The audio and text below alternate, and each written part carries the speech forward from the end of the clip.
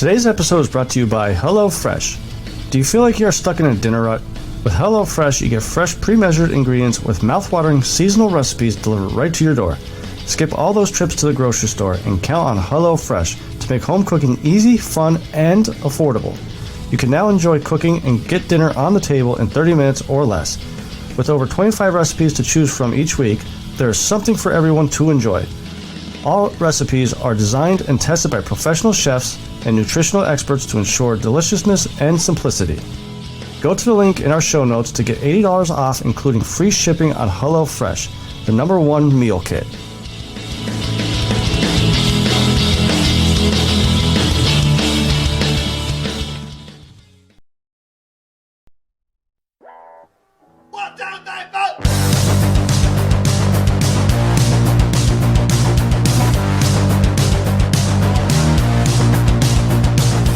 You heard the rest. Now here's the best. Stay Tuned Sports Podcast. And hello there, all you Stay Tuners. Welcome back to another episode of Stay Tuned Sports. It's your good friend Jimbo back again. I don't know why I said it that way. Kind of said that kind of quick, but yeah, back again for another episode here for your weekly sports rants and topics that have came up this past week or so. A little bit of a quiet. Oh wait, no, it's not quiet. There's football back. We had the NFL Hall of Fame last weekend.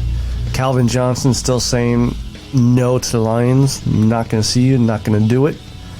I saw a story about that supposedly the Lions offered him like $500,000 a year and some other stipulations if he would come back as part of the team. Kind of like what I think it's Tony Dorsett does it with the Rams, something like that. But he said, no, I'm good. I mean, I'm good selling my cannabis. But got to review the Stay Tuned Sports Podcast Truck Series from last week. Quite an interesting race. Some interesting wrecks, as well as maybe some bad blood left over from last season coming out. I don't know. Have to stay tuned and hear what I have to say about that. And Flyers news, Carter Hart re-signing with the Flyers for 4 years. And I like what I'm reading about it and hearing from Fletcher, the GM, what he's saying about Carter Hart and the team in general too. So I have a lot, decent amount to talk about this week. But before we get into it, make sure you guys head over to staytunesports.net, where we have all of our social media accounts on the right-hand side there, as well as one of our weekly sponsors that sponsors our Combat Corner, Bet Angles. There, I have a link on the website there, right below all the social media accounts and where you can listen to us, things like that. So make sure you visit their website as well. All you gotta do is just click it. That easy. As well as up top on our website, we have the merch tab there, and we just added this past week a 2021 Stay Tuned Sports Podcast Truck Series t-shirt there. Cool looking shirt. We have the schedule on there, as well as all the sponsors that helped out this season with the league. So make sure you head over there, purchase one. Much appreciated. But if you don't want to do that, that's fine. Just head over to www.buymeacoffee.com/STSports. Just another way you could help support the show. And like I always tell you guys, anything that you guys donate or whatnot is only going to help with giveaways. I'm planning on doing a giveaway with this upcoming football season at some point during the season. Maybe a jersey giveaway, maybe a helmet. I don't know. We'll see how the season goes and the next few weeks goes. But and then also do not forget, we have our chat line, which you could call and comment about the show or comment about any of my topics, my opinions about certain things. So if you want to call, it's very simple: 612-STS-CHAT. So that's 612-787-2428, which is the STS chat. now that we got all that out of the way, let's jump right into the show here. So this past Friday, we had the Stay Tuned Sports Podcast Truck Series, which was at the Milwaukee Mile. And, old track, kind of classic. If you guys were watching, you heard Drew Eisman or no, it wasn't Drew. Drew wasn't there this past week, but Peter talking about the history of it, and Garrick Gleason, who was the other host of the show, talking about it as well. I mean, as a newbie myself, getting into racing, not just iRacing, but obviously these are real life course tracks. It was really cool to listen about some of the stories, some of the races that they have seen in person or on TV from the Milwaukee Mile. But I don't think NASCAR had some of the wrecks that these guys had on Friday night. I mean, if you guys have iRaced before or watched the broadcast, they talk a lot about netcode, what it is, and I've talked about it a little bit too. But the first thing I gotta bring up is the whole JT Poole wreck. I mean, he was coming around, I believe it was like turn 4, and the easiest way I could describe it is if you saw the show Wipeout, where it was just like a gimmick obstacle course show, and there would be one part of the obstacle course where you gotta kind of walk along a ledge while boxing gloves be coming out of these holes like whack-a-mole, and the contestants don't see it coming, gets punched right in the head, and just goes flying sideways. Well, that's what happened in JT. The really funny part, though, about this whole crash was Colin O'Leary was 2 or so car lengths up, and he mysteriously hit a wall, which that's what they were thinking, and I was thinking myself is iRacing assumed when Colin got pushed up by hitting his wall would have went into JT Poole, which made JT basically just make a hard right and smash right into the wall. I mean, it was the weirdest glitch crash, as I like to call them, that happened all year. I mean, this is up there with, I believe it was the first race of the season where, God, I forget the racer's name. I feel bad. When he wrecked, he just shot straight up in the air like a spaceship and never came back down. Not a clue where he went, other than basically he just reappeared in pit lane. And it was just weird as all hell. But that's kind of one reason why I like to tune in and watch these guys, or watch iRacing just in general, because even watching real life NASCAR, I kind of tune in to watch the wrecks. I know, probably piss people off by saying that, but that's my opinion and how I feel about it. I'll watch it, but I pretty much watch for the wrecks. And JT, that was a hell of a wreck that you had. And by doing so, JT was able to get into the chat and say, I believe he had like 40 minutes worth of damage. So he would have to sit on pit road for 40 minutes to get all the damage done. But he did, and he was able to get back out there on lap 92, because this happened early on in the race, and gain some positions back, especially with getting 3 Lucky Dog awards, which is when there's a caution, whoever is the first person a lap down is able to get that lap back. I can't remember a race this past year where there was more than a racer getting more than 2 Lucky Dogs a race, and here JT gets 3, and probably could have got more if there was more time for him to go. As far as the start of the race, Andrew Himmelman, once again, like I said last week, he's just on fire, wins the pole. Didn't take the butt kicker challenge, and I mean, kind of don't blame him. I mean, he won it last week, so there's really no incentive to to do it. I mean, it's only $10, so why not try to make your distance between first and second in points a little larger. Pretty much dominant once again the whole race. He led the most laps. I forget exactly how many laps it was, but I think it's like 2 or 3 weeks in a row that he led the most laps. He's just on fire now. I think it's going to take like a lot for him to get derailed. As long as he stays composed, I believe he'll be able to do this. But if he starts to crack, maybe a little bit of pressure might break him. So you guys are gonna have to tune in this Friday to make sure to see if that happens.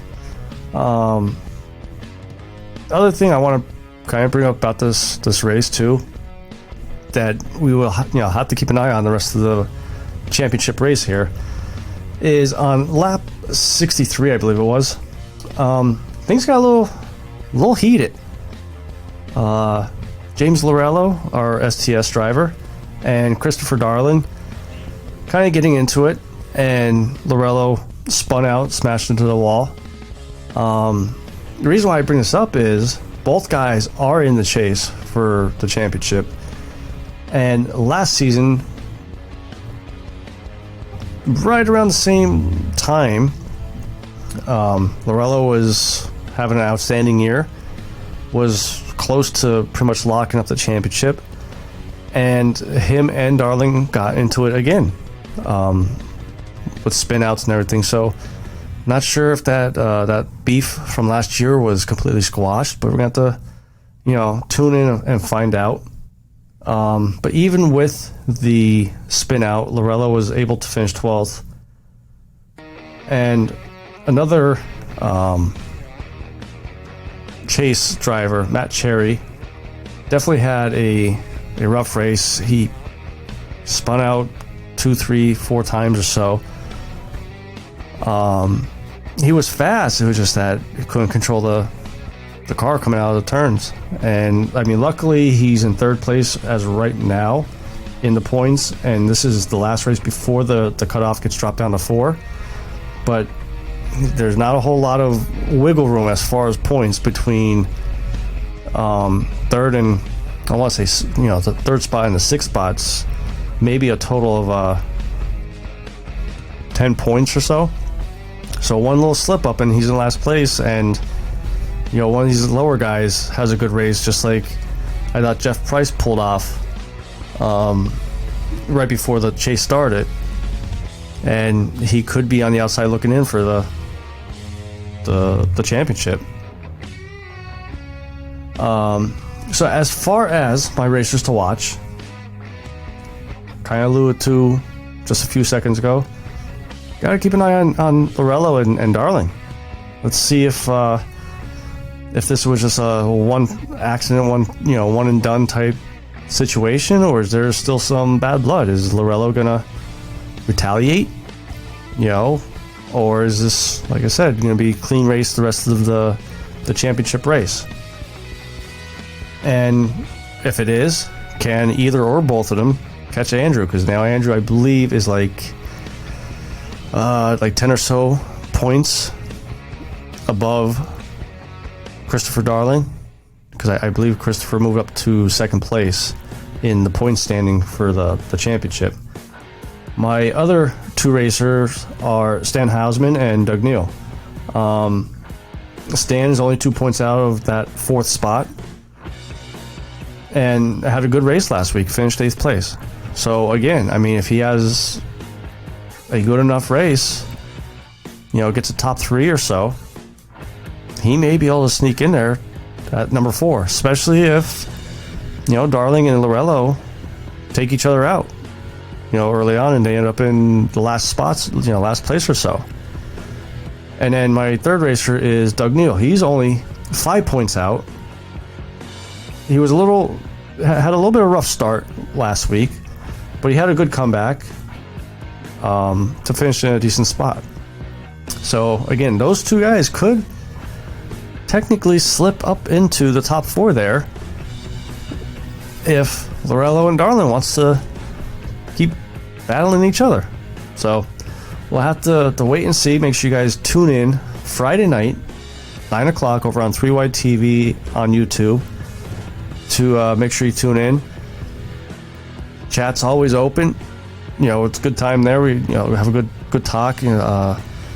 Peter Short likes to put up polls there, which is actually gave it a little bit better. Not a little bit better. It's always been good, but more fun, interactive time while watching the race.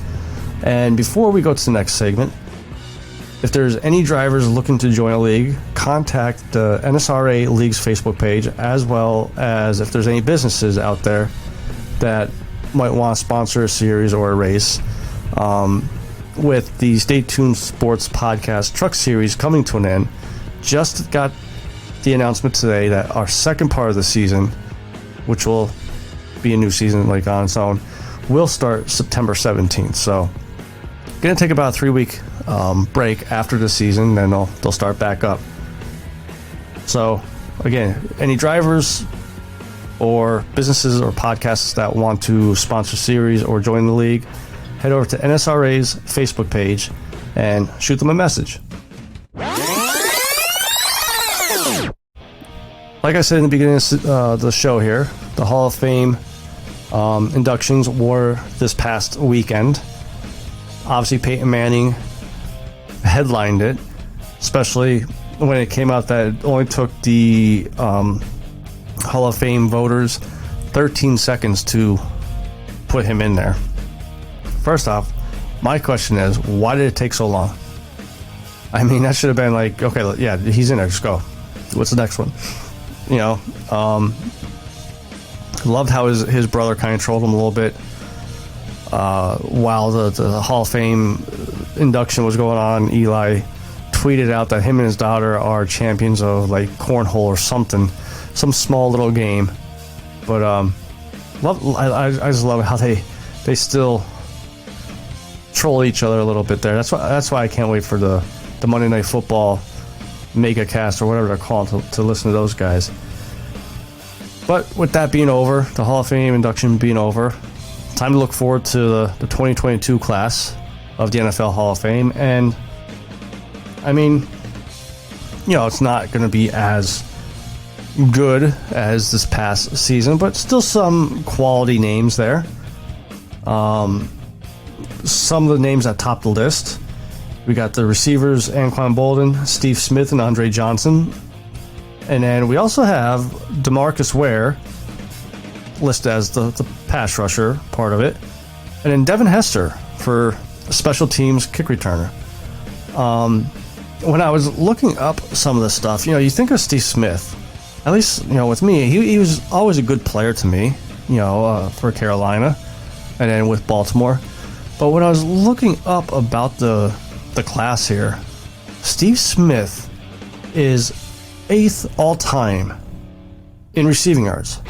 And even with Andre Johnson, you think about the quarterbacks he had. He had Carr to start with. I believe he was there with Deshaun Watson his rookie year.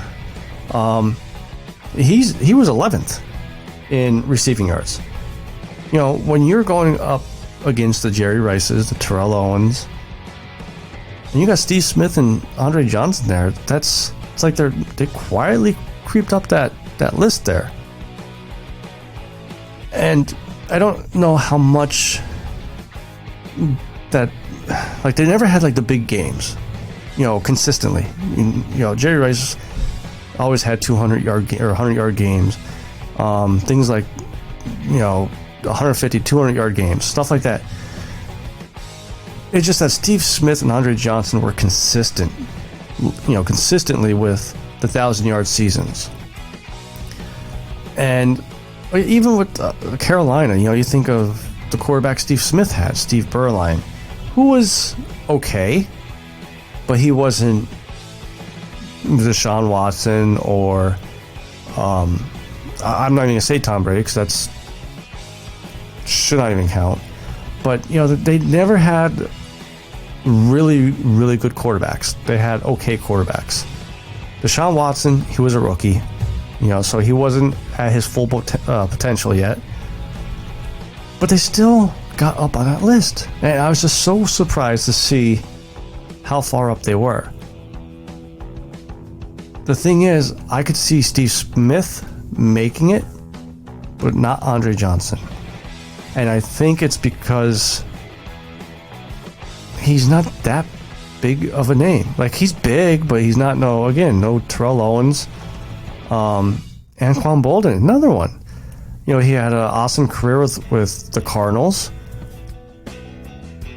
Had, you know, Kurt Warner there. Had some good quarterbacks. I could honestly, I could see Anquan Bolden making it before Andre Johnson. And that's amazing considering, like I said, Andre's 11th all-time on the receiving yards list. And then, so as far as, you know, Devin Hester and DeMarcus Ware, again, this stat I was surprised with. He's 13th all-time in sacks. Now, I think he's going to make it just because he had one season where he had 20 sacks. And that was right there to almost breaking the single-season record for sacks. I think if you break any type of record of that magnitude where it's tough to get 18 or 19, 20 sacks, that will stick out. And I remember that season. I believe that was when he was about to be a free agent for the Cowboys. And I was hoping Philly would have picked him up the following season. So I could see DeMarcus Ware making it. Devin Hester, here's the thing about Devin Hester. He's only known as a kickoff and punt returner, okay? They didn't really have any type of offensive value. I mean, he was okay. You know, you put him in there. Obviously, they would have to keep an eye on him, but he was not an every down offensive player. Now, granted, you know, he had 14 punt return touchdowns. He had 5 of them kickoff return touchdowns. And he did have one missed field goal return for a touchdown. But, you know, look at Antoine Randall that played for the Steelers. He was good. The kid from the Chiefs. I I'm drawing a blank now. But Devin Hester broke his records. But he's not even in the Hall of Fame. So, I mean, maybe Hester makes it, but I can see Devin Hester making it in a year where it's a little bit more weaker of a class. The one name that, when I was reading the article on ESPN about the players that are eligible, the one name I still cannot believe this guy's not in the Hall of Fame is Tony Boselli from the Jacksonville Jaguars. I mean, he was the face of that franchise for the first few seasons of them being in the NFL. And this is going on 5 years of being a finalist. How is he not in there yet? And you know what? Not saying this is a weak class, but again, I think he'll make it this time around. So, I mean, just looking at the first few players that were eligible and that are still eligible, I got Steve Smith, Tony Boselli, and like I said, I could see Anquan Bolden making it in this time around. But just think if you made a fantasy team, though, of these guys, and I mean, I don't want to compare them to this past season, because this past Hall of Fame class, because you got Peyton Manning and Edgar James, who played together for one. Harold Carmichael, they would just slaughter this upcoming class on offense. But you know, maybe next week I'll try to put together a Hall of Fame class battle and see who would be the ultimate Hall of Fame class and who would win.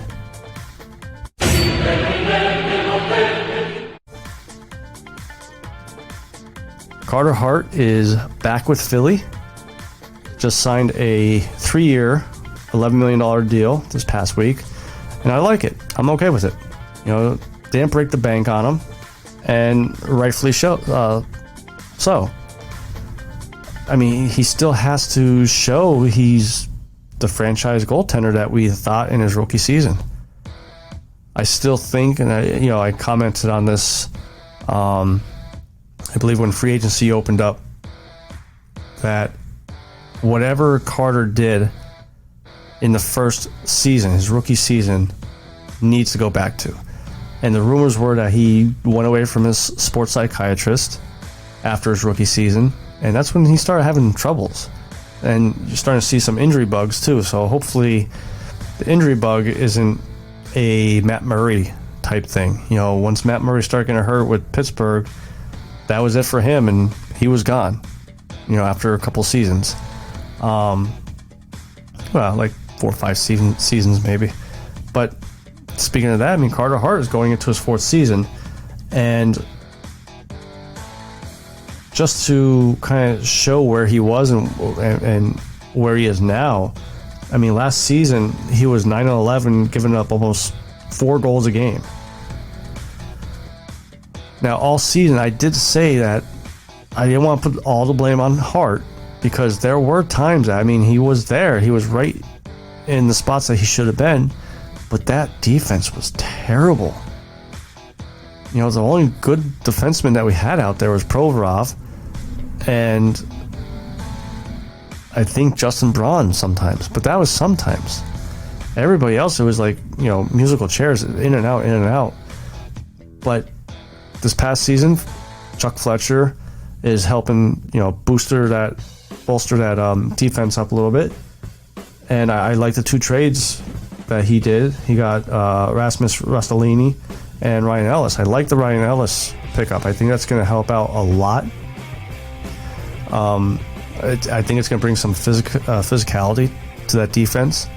And I think it's, again, it's going to help Carter Hart.